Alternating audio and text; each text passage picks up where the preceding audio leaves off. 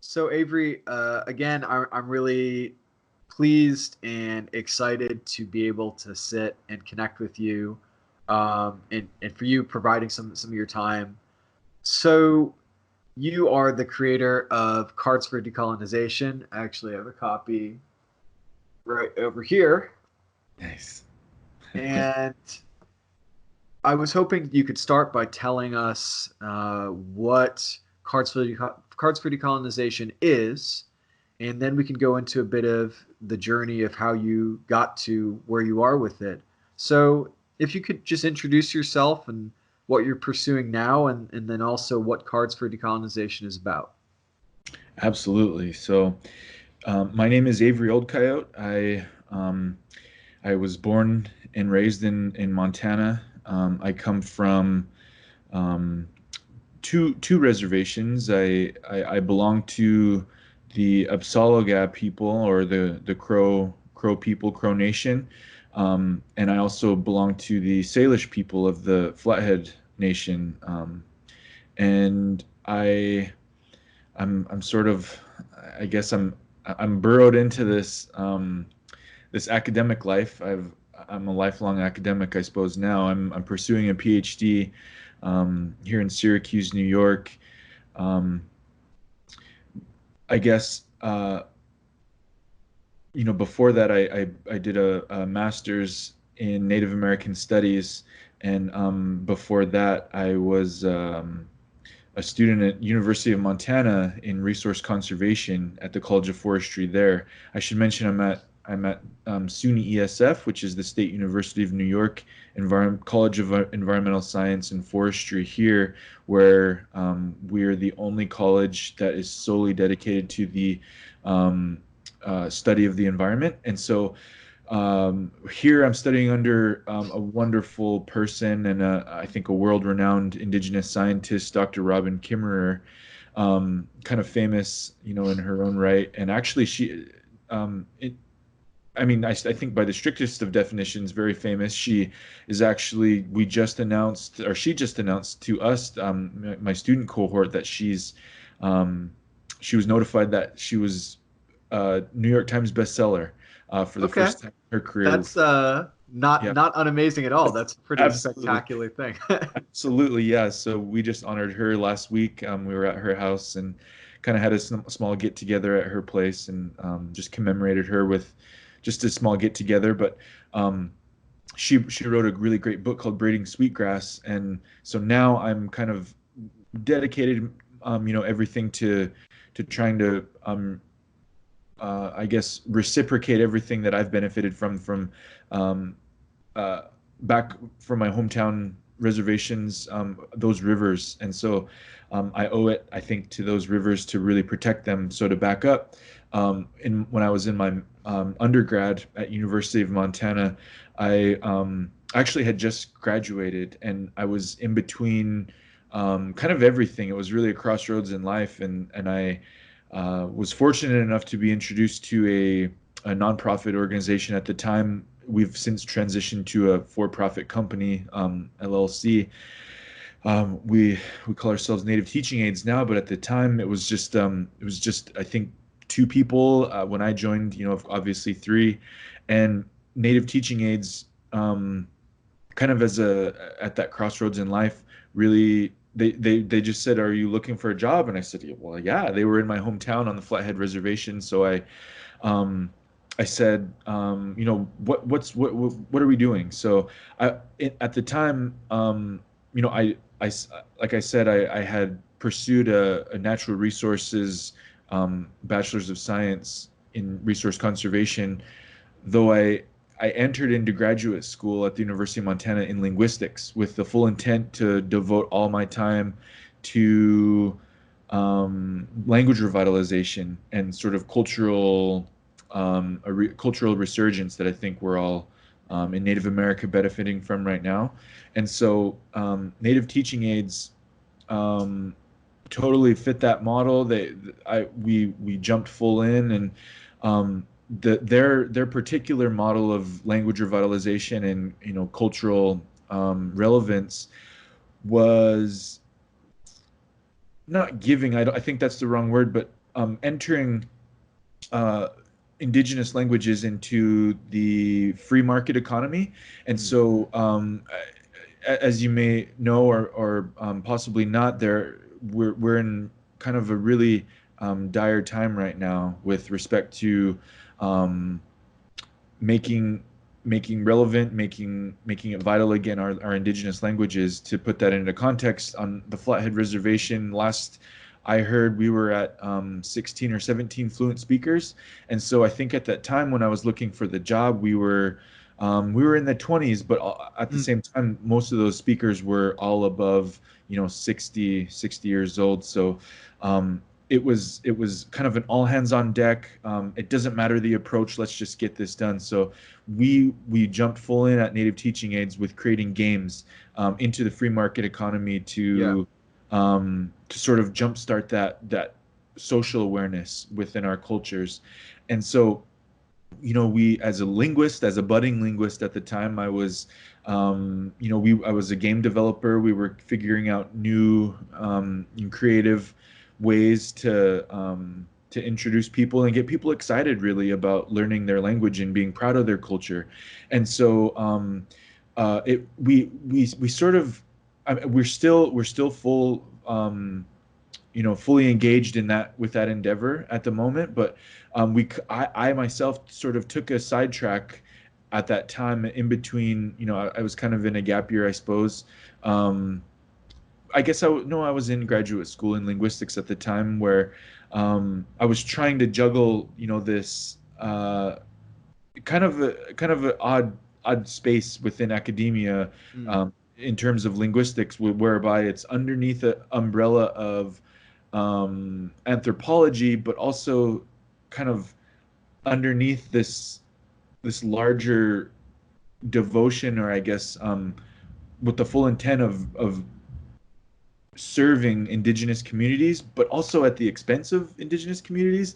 So it was a really interesting space. So um, I was kind of at the time dabbling in the concepts of decolonization and Mm. indigenization, um, kind of for, or in the context of academia. And so, Yeah. um, as an academic, like I say, decolonizing the academy, indigenizing the academy, what does that look like? And then also, how does it look like outside of that sphere, outside of that very complicated space of the university system and those other institutions like that?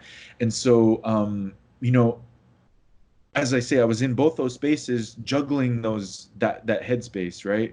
Um, in my time in at the university at the institutional level, I was also fully, socially indoctrinated, I guess you could say, Yeah.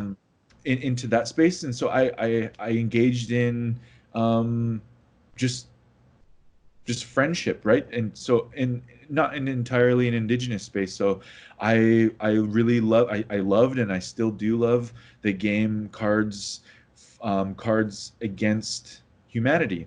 And so I had a so I got my bachelor's of science, but also minored in Native American studies. So fully aware of the problems that were associated with that game, but also kind of loved it. And so I was juggling the space of, like, how does an academic exist in a predominantly white space, but also conscious of decolonizing, Mm. and then a microcosm of that, playing in a game, a space that wasn't entirely made for me, but kind of carving out my own um, place within that. And Mm-hmm. so many times I played that game, um, you know, and each time I played it was more and more uncomfortable with what it was doing. In my estimation, Cards Against Humanity was just a safe space that that gave license for white people to laugh, and other privileged people of privilege to laugh at brown people and those of lesser privilege. And so, um, every time that and without fail, I was of course, the token brown person in the room. um, each time we would play that game, without fail, there would be one of these three cards that would pop up, and those were um, the Trail of Tears, which is of course the awful 1830s residual effect of the Andrew Jackson decision to remove the five civilized tribes as they are still known, the Choctaw, Cherokee, Chippewa, Chickasaw, and I'm forgetting the fifth, but the five civilized tribes. Um, and they move them out of the Georgia area, move them into, and so it's just a really complicated and hurtful and unjust time with not only in Native America but within America writ large, right? And so Hmm. creating a space that we can laugh at that was deeply uncomfortable and very disconcerting. And then the second card I think was the near extirpation of the bison. And so I had becoming from a plains tribe, our entire culture was modeled after, following our seasonal movements were like everything we basically did was modeled after, that animal. And in fact, our relationship wasn't even a human to animal relationship. It was almost a person to person acknowledgement. We acknowledged the rights within the full autonomy and sovereignty that those non-human animals engage in and that we acknowledge and privilege. And so that was very deeply disconcerting to me as well. Yeah. The third card, um, actually, I'm forgetting which one it is at the Is moment, it but the blankets one? Is that? smallpox blankets. Yep. Yes, yeah. So smallpox blankets would inevitably come up, and of course that was, that's just it's a deeply painful past of, like I say, not just the Native America, but America writ large. And so, those three cards really galvanized me to say, well, if we can laugh at that, or if we're supposed to laugh at that, like we've got to be able to find something better to laugh at, or at least a way to address that without laughing at the expense of someone else. Mhm. Like comedy, the clever comedy is one where you're either punching up or you're punching laterally, and it's hard to laugh at something when you're punching down, and that's what it felt like. That's what that entire game felt like to me. And so, in an attempt to decolonize that space, in an attempt to indigenize that space, in an attempt to sort of reclaim that space and repatriate that space, I started kind of documenting some things. In many ways, I think I've come to consider myself, maybe an aggregator or a collector. I would find I would find these things, and I would kind of collect them, right? You could almost say I was a hunter gatherer, Mhm. and I would gather all these, aggregate and collect all these things that I thought was kind of funny pertaining to indigenous and particularly Native American or North American indigenous people. Um, and I started to amass like hundreds and hundreds of these what I thought were pretty funny things. And so I started kind of putting little feelers out to some of my friends and some of my family, and so I said, you know what, I'm just going to do this. I'm gonna pitch Yeah. it to my colleagues at Native Teaching Aids, and they said we love it. In fact, let's keep going. What else? What other ideas can we do? And and so that's kind of where that idea was born from. There wasn't really any intent to subvert or um, uh, I wasn't intentionally addressing the the mis the shortcomings and misfortunes of Cards Against Humanity. Um, what I was really trying to do was just kind of maybe address the void of Native American representation. Hmm. At the same time, I do consider it a satire on Cards Against Humanity. In fact, the game as it was born, we called it Cards Against Colonialism, and actually so Cards Against Humanity got wind of it, and they contacted us and sent us a cease and desist, and um, made us change the name. So as is, it sits as Cards for Decolonization, which actually I'm not in love with, but I also don't hate it, because what we've been able to do is create a global community, which indigeneity, of course, is. And so we've commissioned actually little enclaves all over the world that have bought into this idea of reclaiming those spaces, saying that actually this isn't funny, that young Americans are not only miseducated and misinformed about this, but that they actually are shifting it into a funny and humorous thing, Mm. at the expense of our plight and injustices that were perpetuated largely on those students and those young people's ancestors, right?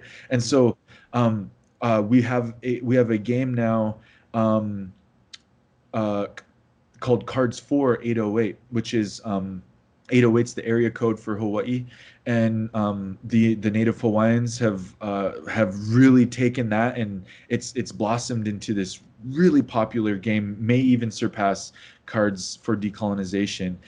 We actually are in contacts right now with First Nations in Canada, and they're we're in a very discovery stages. Oh, not discovery, but we're kind of in the very beginning stages of that movement up in First Nations. Um, so it's starting to become. We also have a Mongolian version that we're just beginning to explore. Um, Cards against Russians or cards for Mongolians, something like Yeah. that, because that there's Yeah. a colonial dynamic that happened historically there too. So anyway, it didn't start as a satire per se. It's really transformed into something that resembles that. Um, but really, what it's done is just shown people the dearth of and the void of native representation in media, in education, in um, just how the lack of representation we truly have in this United States on so many different levels. In every sense of that word, we're not represented, and I think the thing that I'm most proud of with that is people have taken it and really ran with it. It's a sense of pride now, I think. Not everywhere. There's been, I think, a healthy dose of criticism, not unfounded criticism. I think people have taken, I think, on to the most polar extremes. I think have taken offense, which Mm. definitely wasn't my intent. But um, and we try to address those, right? And but it's also those sort of misunderstandings that the whole intent of the game was created to enjoy or to address. And Yeah. so yeah, it's so that's kind of the thought, the origin story of it, I guess, the creation story. It wasn't, I didn't set out to compete with Cards Against Humanity, and I certainly uh you know otherwise I would probably have been a lawyer, right? That Yeah. it was a quite large. I remember one Thanksgiving, they Cards Against Humanity dug a hole on, like I say, Thanksgiving, or I think it was Black Friday, Yeah. and literally threw a bunch of money in the hole into the ground, just to, I think it was a metaphor, but I think how I took it was like, don't fuck with us. We got a lot of money, and we will sue you. I think it addressed a lot of different things problematic within American society, but I took it as a threat to me. Um, Interesting. um, I don't think maybe it wasn't intended that way, but just kind of it was a flex. Yeah. That. Um, So looking at this origin story of this game, it's so fascinating to me to think about how your experience with in this white space where you started playing Cards Against Humanity, but before then your encounter with deciding that games might be a tool to help revitalize language. And I'm curious to back up just a little bit briefly how you took that more perhaps academic approach. You are, as you self-described, an academic and a thinker, and came to the tool of games specifically with native teaching aids initially. So I'm just curious how you arrived at games and how that arrival helped inform what you were doing with Cards for Decolonization. Absolutely, yeah. So I think, particularly for, I think games speak to the larger learning capacity of humans in general, but specifically for native people, we've been described as, largely kinesthetic learners. I think you could ascribe that to all humans, but there's something to be said for us because we never had we have now, I suppose, an imposed written language, and alphabets and literature and stuff like that. But we didn't historically have that, and so that visual piece, especially for learning, it was our science, and language acquisition, our ways of knowing those epistemologies were through doing. Through you didn't just observe. You did observe, but you didn't just observe. It was largely that knowledge transfer was one by participation. I think you could argue all sciences, but ours is a particular brand of science where um, the doing part is almost more important than just watching, than just the observation. And so that kinesthetic, I think, that learning piece speaks to our history as humans, but also our collective, maybe separate history as indigenous people, because we, I mean, our gamesmanship was actually built into our culture. Our warring games were, especially on the plains tribes, we had the coup system, which we had, different war games where it was actually more prestigious to touch an enemy in battle than it was to kill them. And so, that game, I think, again, at that polar extreme level, um, we we took that, and there's so many different examples of games and our gamesmanship at just a competitive small level. Not like that macro, like um, community to community, but like within the community, we had so many different games that were not just, um, the intent was not just to win. It wasn't competition for the sake of competition. It was a life way. It was an intent, and the intent was to, um, it was everything. It was your health. It was your clan, your belonging based on your family. It was literally on the ground, competition gamesmanship. So shinny and lacrosse and hoop and dart. And so those games, I think, were very, very valuable in my understanding of how we learned. And so taking that now, of course, we live in two worlds. Speaking from an indigenous, particularly Native American perspective, it's I think now incumbent upon us to try to juggle this very real reality of our desire to live as much we did, but also with the very real, the reality that we have to coexist with the dominant culture and the dominant society. And so I think the perfect weaving of those two concepts, those two perspectives, those two um, ways of doing, I think they culminate and meet perfectly in games. I think um,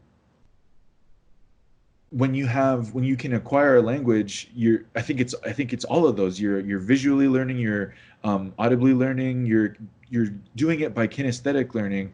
um but to me, the most important thing about games, from a native perspective, and particularly a tribal perspective, which is one of that privileges, acknowledges, and celebrates family and community connection, is, and particularly in the age of social media, uh, phones, technology. Like, we should be talking in person. I'm happy to do it this way, but in the age of just of the world's gotten so small, there's something to be said from gathering around a table and conversing and looking someone in the eye and sharing that space in one Yeah. place. It's just such a valuable tool. on so many different planes, which I think maybe I think I tried to explain it. I don't know. Um, so that was my I think just knowing our history informed where our future could be, and so Yeah. the value in language acquisition through because okay, first second of all, I think it's a terrifying thing. Our history of language is one of fear, Mm. shame, oppression, um, death, like literal. We so one of my colleagues back in Montana State University uses ground penetrating radar (GPR) to go around and survey churches for burial grounds, Mm. and she finds are these mass graveyards of children, and we don't talk about that.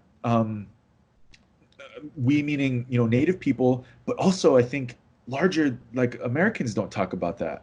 And so and the so and what those are the remnants of the boarding schools. And so the Wow. history of the United States, and particularly in the 1880s, um, it was a three-headed approach to acculturate and assimilate indigenous people on the North American continent, not just not just in the United States, although that's where it started. And so partly so it was a military tactic that was one head. It was the state that was the other, and then the church was that three-headed approach. And so they all in cahoots colluded to, like I say, acculturate and assimilate our people, but through severing that relationship to language. And it was literally beat out. And sometimes they couldn't separate it out from a child, and they would literally steal our babies. 6 years to 18 years old, they would in the 1800s and 1900s, or early 20th century. They stole all of our babies, and sometimes they were not effective, and so they had to kill them. And so my colleague Wow. surveyed those graveyards, and they're mass graves. They just threw the bodies in there. But those are kind of that's the legacy that lives on. Like I still thank those people for not giving up their language. I almost see that as a sacrifice. And so for us, talking about language and trying to revitalize that is literally one of trying to reconnect to our ancestry and to those, and we owe it to those ancestors, to our to those babies that were killed and who had died trying to hold on to that language. And so when you try to say to someone you need to learn your language, well, that flies in the face of everything that we've ever been taught and conditioned to believe as a native person on this North American continent. So Mm. we started in the United States, from the military, the state, and the church, but it flowed north to Canada, and they had boarding. They actually call them residential schools there. The residential schools, that model was so successful in assimilation and acculturation that it spread to Australia to New Zealand, and then a lot of people don't know this, but it went from New Zealand to Germany. Hitler literally modeled his uh, uh, camps after boarding schools. Yeah. He Wow. admired he admired Richard Henry Pratt, who was a colonel at the time, military man, Civil War veteran. It was his idea to give uh, menial tasks, menial jobs to the children as a means to um, sever the language relationship to them, uh, beat English into them. And so when we say you have to learn your language, that's terrifying. I know from experience. And so what a better way to disarm that entire history than to say, hey, let's sit down and play a game. Yeah.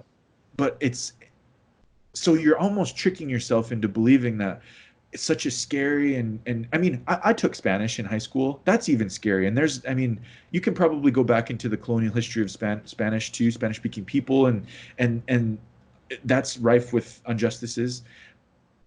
Although I mean Spanish is hard enough, right? Without all English is hard enough without all these layers of oppression um and pain and death.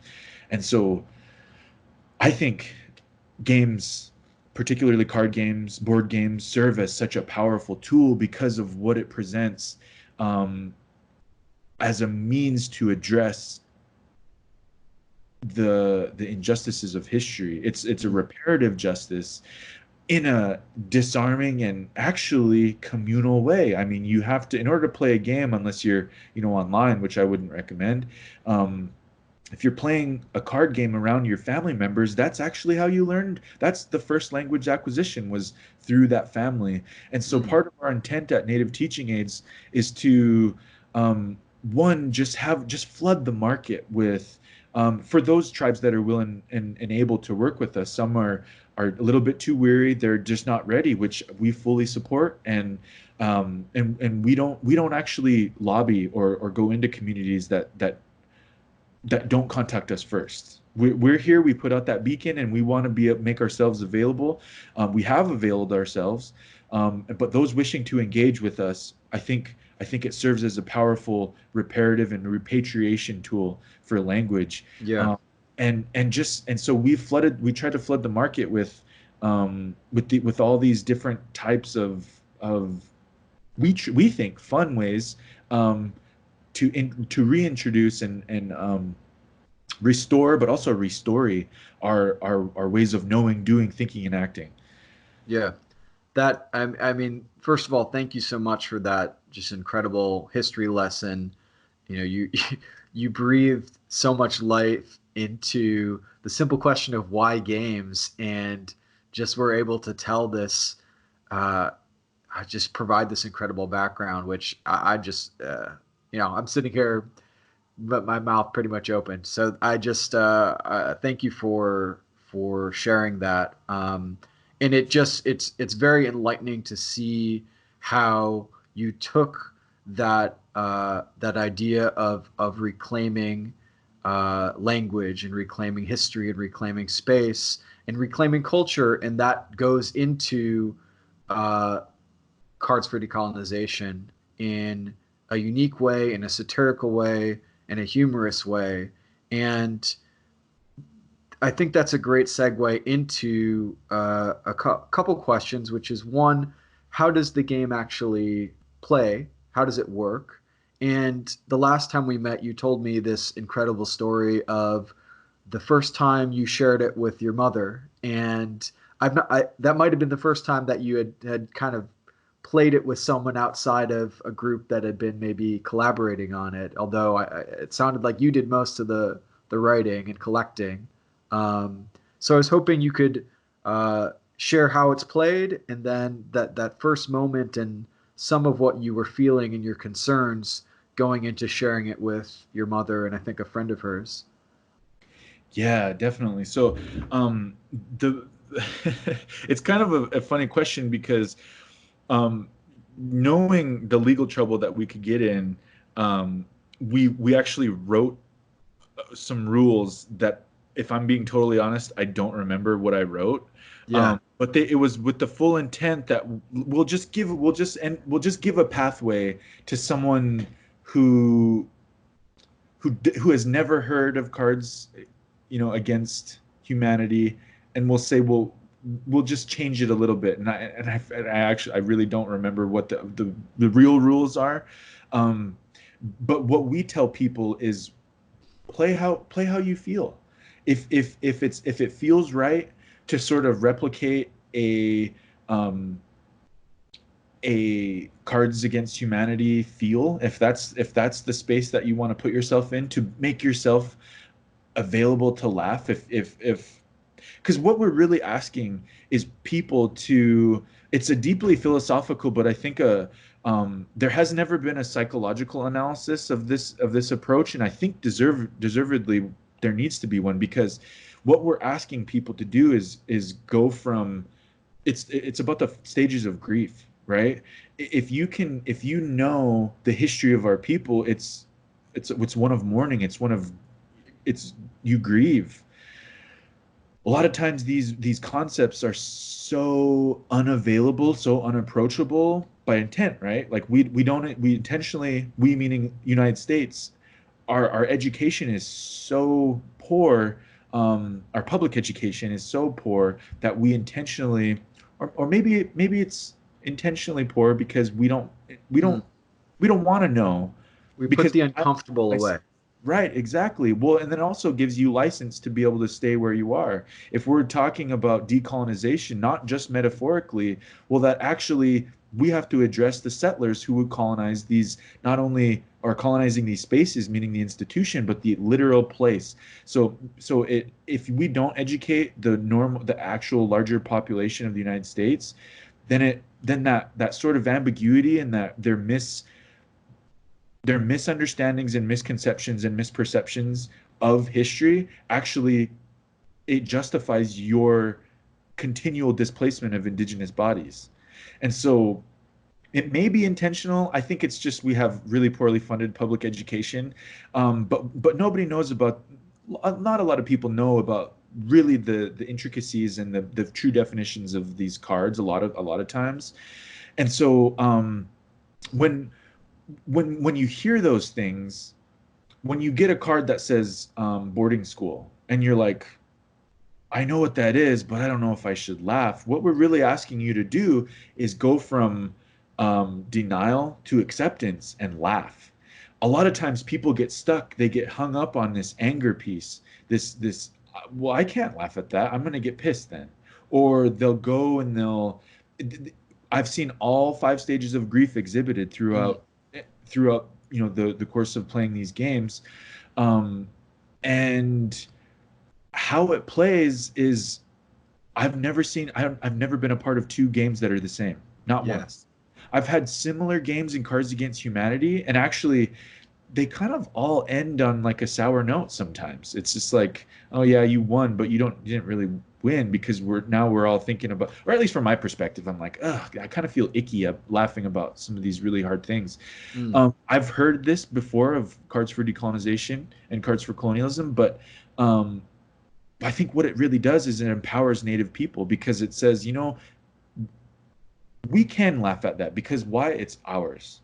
It's it's um, it's a sort of it's a repatriation process, um, and so I don't really like um, to focus on the way that the rules. mm, I, I think I like to focus on the way the outcome, like how people feel afterwards. I've never, I like to. This is just my own. I like to give a I like to carve out a space for people to be able to digest and sort of unpack all their feelings that they just experienced because it's a journey through mm. history, right? I mean, we're talking about, like I say, really uncomfortable truths about the most powerful country in the history of the world. Um, at our expense. And so the way that it plays is that sometimes it pisses people off, sometimes it makes people shut down. Sometimes they're just in total denial, right? Other times I've witnessed hilarity. And so I'll kind of use that as a segue maybe into Yeah, and briefly, this when you talk about laughter as sort of a stage of grief, you know. um, what does laughter signify to you? Mm. Well, so I think I'm a comedy connoisseur, um, and like I say, it's never fun, or it's not always fun to punch down. It's in fact it's like it's bullying, you know. Um, I think largely like some of the best comedians in the world are ones who have a really complicated history, maybe even a painful history. I think Jewish people are fucking funny. I do. I think there are um, I think there are a lot of if you have a complicated history, I think you're more apt to have a firmer grasp on comedy. Humor, I think, particularly in tribal communities or indigenous communities, our humor is one that is unlike any other because it's crass, it's morose, it's self-deprecatory, and I think you can probably pigeonhole a lot of different cultures into that could probably overlap with certain aspects, but not completely. I think there are Venn diagrams, but not complete overlaps, like as a circle, which that would completely share native humor. Um, but what humor is for Native people, it's certainly cathartic. It's absolutely a coping mechanism. Um, I think, like I say, I think Jewish people are extremely funny, and we know the history that comes along with that. I think Native people are some of the most overlooked and underappreciated comedians in the world. Mm. I think our history is one. It's one of the greatest untapped resources. Um, but we hold it so closely because we're afraid of exploitation, again, continual extraction of that valuable resource. I mean, it's literally our people. Like, it's our minds, it's our bodies. Like, we invest so many different things into our humor that that's what we get out of it. We put everything into it so that we can get everything back. And I've seen that before. I've witnessed hilarity. I've witnessed um I mean, I mean, I would actually love to know. There's probably no research on this, but I would love to be able to know. Here's the academic brain again. I would love to Yeah. do a research project on, how many, like, laughing at, or yeah, laughter until to tears. Like, that Mm. is. I wonder how common that is, because I've seen that so much. I've seen it so much. Not always in Cards Against Colonialism. In fact, rarely ever in there. But part of our humor is such that um, it's not just the human emotion. It's not just an expression of our feelings.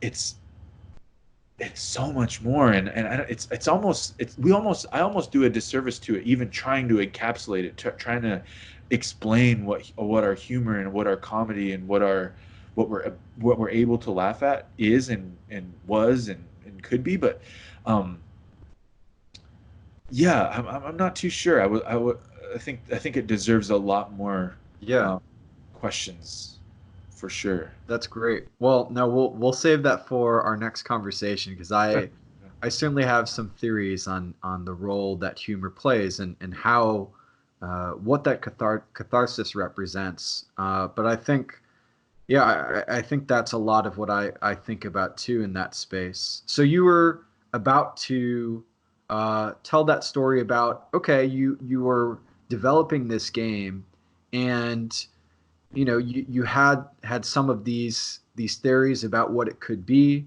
but it was sort of untested. And I remember you describing that you were a little bit nervous, and you shared two stories about sharing it. One was with your mother, and then with a group of tribal elders. And I was hoping that you could recount those as well. Sure. And I'm remembering something too, is, we hear oftentimes from our elders that um, laughter is medicine, and medicine is interpreted in so many different ways, right? It's a Western concept that means, you use, it's a tool, or a you just it's just a you use it for something, and that's Mm, not always what our medicine is.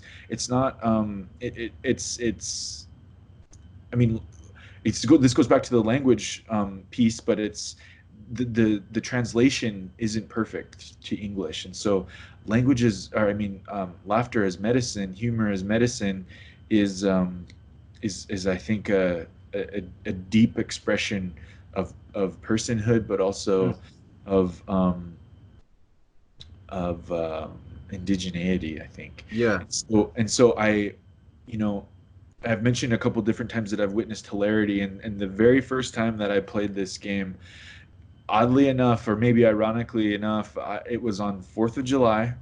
I was in Kalispell, Montana, which is, of course, sort of a bastardization of my ancestors' people. Kalispell is a mistranslation, a mispronunciation of the Kalispé people, which or Ponderay, so we were in Kalispell. We were right on the shores of Flathead Lake, or maybe it was the Flathead River, but um, it was my parents, my mom and dad, and my mom's good friend from Okanagan territory over in Washington, the state of Washington, um, and her.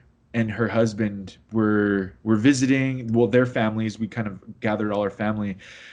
We were actually in their camper that night, and there was fireworks going around, and we hadn't gone outside. We just stayed inside, and I said, "Hey, I've been working on I have a project that I've been working on, and I kind of like to share it with you guys if you'll humor me." Um, I I remember playing this. I explained the rules, and again, I used the Cards Against Humanity rules, but I dealt them cards, and uh, as you say, as you can recall, I was very nervous. Um, these are I think a lot of times Native people are our own harshest critic. We rightfully so. I mean, we're the gatekeepers, right? But sometimes we're just so harshly critical that we actually um, unintentionally kind of like damper other people's flames. Mm, Um, we kind of have a saying how about that. It's crabs in a bucket, and it's a kind of a maybe a biological phenomena, but if you put a bunch of crabs in a bucket and there's one trying to crawl out, all the others try to grab that crab to pull themselves out, but they mm, unintentionally actually pull that crab down back with them. And so, rightfully so, I believe I was very nervous, and so we ended up playing that game, and I won't. I won't share the exact cards sure. that played, but suffice it to say that I don't I don't really remember laughing that hard, and I definitely haven't witnessed my parents laughing um, that hard in my life, and so um, I think in the context of that social dynamic that we had, I mean, that's what we do when the people, our relatives from Okanagan, get together anyway. It's I mean, it's just full of laughter. Um, but this was just amped up to a different level. I think there might be something there with respect to diminishing return, because the first time I played that game, I it was so fulfilling. I felt connected at a deeper level to the people that I was playing with, but also to my history. I Mm, love being native, but it's so hard. And I think that's a microcosm of my relationship with this game too. I recognize the importance of it. I really like the direction in which it's gone, but I'm deeply I'm still uncomfortable. I'm still not convinced of. I think I'm just uncomfortable with it. I'll just say that. yeah. And so in one, but that on that day, um, we laughed until we cried. I mean, it was a little bit ridiculous. I mean, but in contrast, I've also seen people completely horrified, completely Mm, mortified about um, the potential. I think they weren't afraid of what the game means.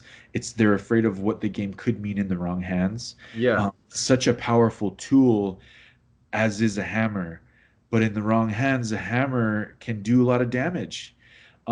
In that same way, I think I actually voiced this to a few of my colleagues at Native Teaching Aids before we published, and it was I fear for the time, for the potentiality of the possibility of this game ending up in. I just had this like this this thought, this vision of. I envisioned a bunch of like young white men in Alabama Hmm. laughing, hilarious, just hilarity ensuing at this game, in the same way that I laughed with my parents and my relatives from Okanagan, but for the wrong reasons. And I think that's expressed with some of these other elders that really voice their trepidation, and I think just caution, deep caution, and wariness with where it could go. And so and I completely hear it. In fact, I don't um, I don't advertise anymore. Not that I try to disassociate myself from it, but I'm becoming more and more comfortable with distance from this game. Uh, with the caveat that we actually are producing expansion packs. So, Hmm. Cards Against Humanity has expansion packs. We have Westward expansion packs, and it's you know, I've heard some criticism from other people, from other young people around Native America, where they said, actually anonymously, that whoever created this game, because I intentionally didn't put my name or anyone else's on the game, anonymously again, they said whoever wrote this game, we deserve a response from you, like an explanation, something like this. So I've thought long and hard about how I could do that, in which I think the response is important, but I think the way in which I respond is even more important. And so, I've thought about writing a letter and putting that into, the next rendition of games. Or, I thought about, I mean, we still have all the addresses of, people we've shipped to, and I've thought about just writing them a letter and saying, Hmm. thank you for your interest in this game, but I do owe it to you an explanation. But I'm sitting with it because, um, I don't know anyone anything, Yeah. like I'm definitely in that frame of mind. Like um I won't capitulate uh to bullying or kowtow to any sort of the fact that I would argue that that was the whole point of the game, was to speak truth to power. And so I definitely not in a position of power. In fact, I received no royalties from this game. When we released this game, it was right in the heat of the Standing Rock protests, the water protector movement. And so a large amount of our proceeds went to supporting Standing Rock protests. Um, we donate we donate all of our proceeds back into Native teaching aids to support language revitalization and cultural relevance, and saliency. So I if I totally get the criticism, if I were receiving thousands and thousands, or whatever dollars, in this capitalist, extractive, exploitative way, then maybe I would owe an explanation. But I'm still sitting with it because I'm not convinced. Yeah. um Also, um But you have seen the power that it has given people, and I think that that correlates well to sort of that story that with your elders, is that you had that mix of opinions of folks that saw the potential of it being a tool for uh, people to uh, feel powerful against indigenous communities, but also there's a moment that I think you had mentioned that the oldest woman that was part of this group had something really astounding to say as well about the power of what it gave to the community. yeah, yeah, to just to I'll briefly speak to that. So I was presenting, um kind of so we were presenting at a language conference, and so we featured some of our other games, but the theme of the conference was language for decolonization, or decolonizing that space, in language acquisition. And so we thought it was appropriate just to be able to say, well, we believe in that as well. Here's our means by which we're trying for that end. Um, Meaning, at the time, Cards Against Colonialism is funding, and oddly and ironically, uh, working towards decolonizing those spaces, right? So it's funding language acquisition. and so we were presenting at this conference, um, this is a deep learning experience for me too, because we forced there was about 50 people in the audience, and I think we broke people up into about groups of 10. So there were a few groups around the auditorium, and we asked them to play, but not in so many words. It was almost like, here's the game, tell us Yeah. what you think. And we didn't really give them an option to say, if you don't want to play, which I've learned from. So we, and again, so people who are purchasing this game and who are willingly engaged in this are self-selecting and they're opening themselves up to whatever may be held in that box, right? And so we didn't give that option wasn't afforded those people in that space at that conference.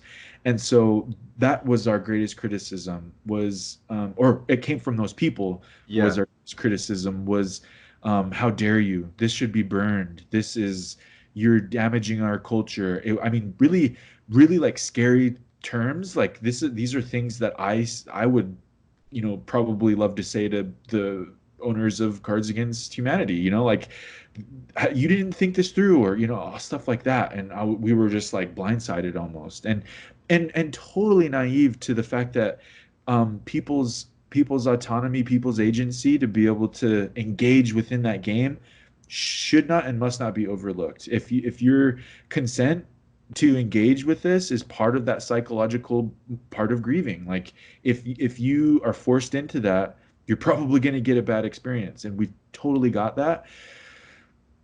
But what saved us, and what actually, and in that moment I was like, okay, like, someone literally told us you should burn this game. And Yeah. so at that moment I was like, you're right, you're absolutely right. Because I totally support, I mean, there's sovereignty, writ large for a tribal community, but there's also tribal sovereignty as from a personal, um, and so a collective sovereignty, but then a personal sovereignty, meaning, tribal sovereignty. So I absolutely respect and will will acknowledge and celebrate anyone who voices that opinion from those communities. And so I was in that moment, I was like, yep, I'm going to, it's done. Mm. And so there was, like I say, about 50 people, and there was one elder, and she was the eldest in the room by far, and I just kept hoping. I was like, I kept looking at her, and she just kind of kept her head down, and I thought, shoot, she's probably thinking the same thing. We got to get rid of this. And so, everyone kind of spoke, or not everyone, a lot of people, majority of the people who wished to speak, um, voiced their opinion. And I said, okay, well, if no one has anything else to say, we'll, thank you for all your opinions, have a good day, basically. And everyone stood up, and she rose her hand, and she said, I have something to say. And she stood up and she said, we are stronger than this. We have that ability to laugh at ourselves. And in fact, that's why we've made it so far, is our ability to laugh at ourselves. This is not damaging. This is actually can be used for good. And so in that moment, like, we acknowledge, and we take into account everyone, I think, or most people's opinions, and from a tribal sovereignty perspective. But even more so, we acknowledge and revere and celebrate and privilege our elders, and especially our women, because we were, of course, the original feminists on this continent and in this globe. So our women, when they speak up, are those elders, those voices are, that's like a sacred space. Not that I kind of cringe when I hear myself say sacred in the context Mm. of Cards Against Colonialism, because it's not that. But when I hear a voice as powerful as hers speaking in defense of that, it it it's. I mean, I could have 100,000 white people say, "Yeah, I like that game," and I wouldn't care. I could Mm. have 10 natives say they don't like it, and that would be deeply hurtful. But I could have one native woman say, let's give this a chance, and that means the world. Yeah. So that was a really, really crucial moment, And she spoke right to, I think, not to spoil her on our next conversation Yeah. in the future someday about humor and laughter. I think she spoke right to what your game does and what humor does in itself. Uh, at least this is what I kind of see as a portion of it, that laughter is power. And it sounds to me that she recognized the power in being able to laugh and own your history in that way. And uh, another way that you had spoken about that moment was, if other folks are laughing at us, we should be able to laugh at ourselves. We should be able to have that power. And you know, depending on where people are, they may or not be in a place where that is right for them. But um, to me, that speaks a lot, and I'd be curious if you see that too, uh, of the power that you give people through laughter. Yeah, that I may have to think on that one. Yeah, please So, please do. And I don't know, that's an interpretation. yeah. Because in the same way, and this sort of segues to one of my last questions, when you have folks that are using a game like this or Cards Against Humanity and are laughing at those cards in the game uh, in a way that is malicious or is meant to belittle other groups, it is about power. It's about, we have this control. We are able to laugh at them. We are able to laugh at those experiences because we have power over our circumstances that we would never have to realize those experiences. So in a way, I see that as being a communication of power, or at least a feeling of power. Uh, whether and it manifests in different ways depending on the intention and understanding behind that laughter. Um, and relatedly, the question that I have is, and I'm not posting that theory up and saying that's what it is. So I am fully welcome your thoughts on it. But something that you said in our last conversation as well, the way that you think about those groups of people that would take your game as a tool uh, for exacting their power over others, and uh, as a negative, as a way to continue to hurt and to continue to exact uh, colonization.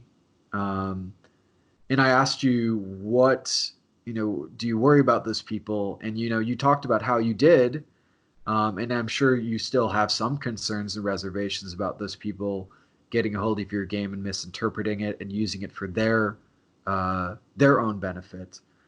But you also said something about how you view those people now, or are able to view those people as well. I was wondering if you recalled what you said about that.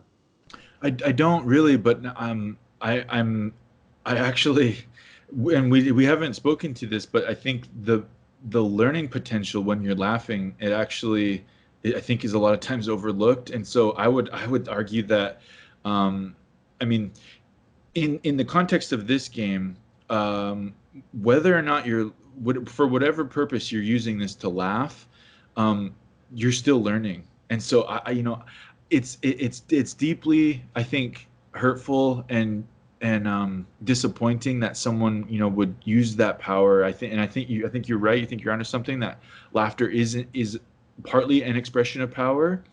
Um, they're still learning what a boarding school is, or that at least it was a thing, right? Yeah, Um, and also, like, if they're buying the game, they're still contributing to language revitalization. So that's true. like, it's Yeah, so it's maybe it's not a win-win, definitely not. also like those people are going to exist whether or not they're laughing at this, or whether or not they're creating their own experience. They're creating an environment to laugh at others' Yeah. expense anyway. So at least they're doing it with the full, maybe unintent, but um, they still are supporting native artists, Yeah. native I think representation. I think the thing that you said last time that struck me was, I might have phrased it like this, that, are you afraid of what those people might do, and the way that they might interpret it, and maybe they might learn the wrong lessons. And the word that you used about how you felt about some of those people, which just struck me, was that you pity those Mm. folks. You pity those detractors that would uh, take what you've created and deliberately misinterpret it, or whether deliberate or not. Is that something you still feel about people like that? Yeah, I've actually, maybe not stemming or flowing from that particular conversation, but I actually have done some thought on the feeling of pity or being pitiful as a human. So we actually, that's a that's an experience, that's an emotion, or maybe a headspace where we actually create that for our young people through ritual and ceremony. So you may have heard it expressed through like vision quests. Particularly the plains people, and particularly the tribes I'm affiliated with, as a coming of age rite, as a coming of age ritual, will invite young people just at the cusp of adulthood to enter into the wilderness, go fast at the very top of a mountain, completely removed um, from their people. And actually, our word for pitiful, our word for just, it means peopleless. And so when you're going out there, you're making yourself,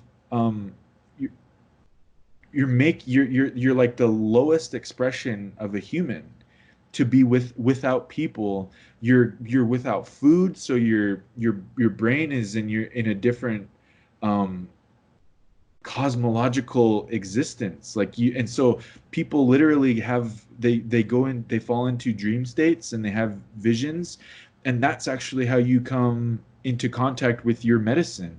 Um and so we welcome that, or we actually, intent with full intent, create those spaces within our culture. But that whole process is not one where you laugh. And so when you come back, it's a celebration, and you feast and you laugh and you celebrate with your people. And part of what I think is, yeah, that would be a pitiful existence if you can laugh at another people, because you actually don't know what personhood is. You're without people, such that you can create your lowest form of a human expression, to then gain power by laughing at someone else's plight. I think pitiful is a very um, accurate. Yeah, that's Yeah. so profound, honestly, to think about those that derive their self-worth from, and I don't mean to characterize uh, these people that we are theoretically describing as deriving their entire existence from belittling others. I think people are far more complex than just that, but that is certainly the representation of that action of deriving self worth from belittling others.